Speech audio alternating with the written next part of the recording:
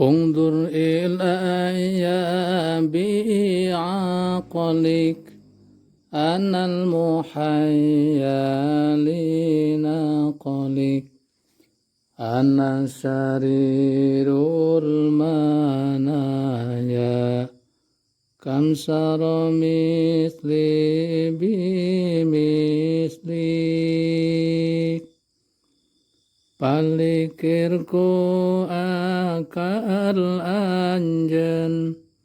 kami anu dicawiskeun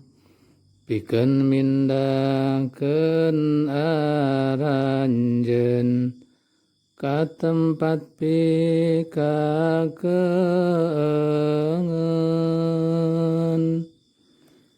kami minangka katilna nu maraot sadayana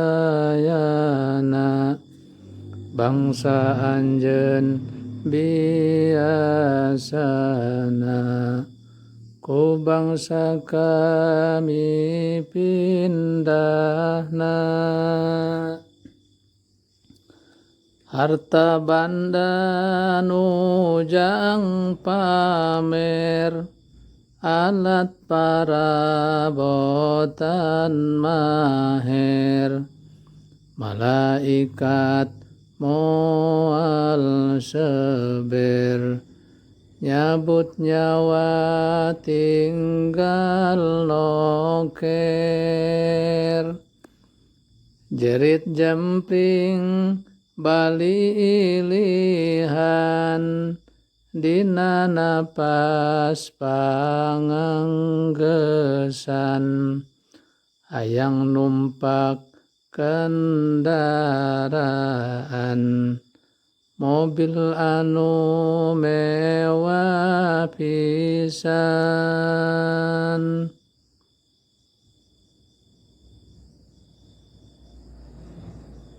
wayah namo kacumponan sakabeh jadi warisan jang anak jeung pamajikan pasaran tos ngadagoan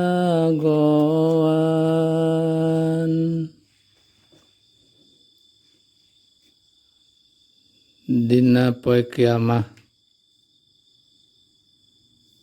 pada labuh nu lalumpat ngajaloprak nu sakarat ka Gusti Allah sasambat tapi tutup lawang tobat titinggalan kalaletir polah jalma mata kuatir nu ngajerit anu dzikir kumaha tu datos takdir eur kabeh alam dunia sakuliah pada bahla pada susah sararea nunulungan henteu aya gunung-gunung pada bitu ting seleber hujan batu ting bari nyai siga hantu burber kadieu kaditu imah tangga pada lebur bareak sakabeh lembur henteu bisa nulung batur diri sorangan ge lapur magelebug hujan ribut tatangkalan kararabut anu gede anu lembut henteu nyesa najan jukut dedengean ting gulugur walungan ge pada guntur gunung pasir pada gugur sorana pating jalegur sanggeus parat laut lebur batu oge kabeh hancur, kalaletir palalaur, jiwa jeung raga tagiwur. Geus kitu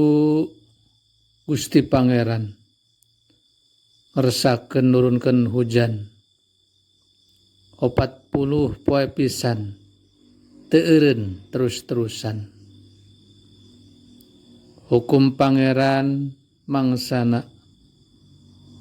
geus tepi kana jangjina harita harta deguna ngan amal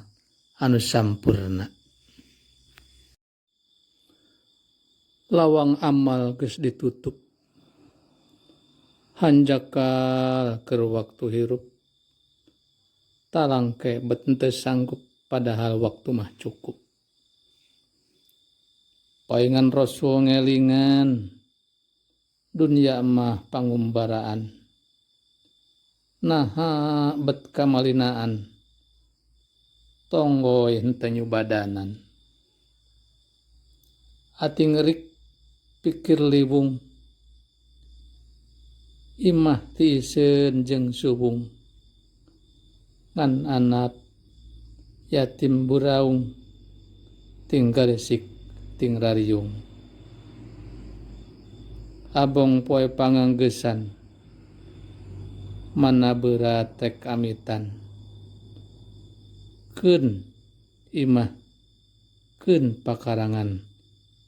kuatkeun logak ngantosan.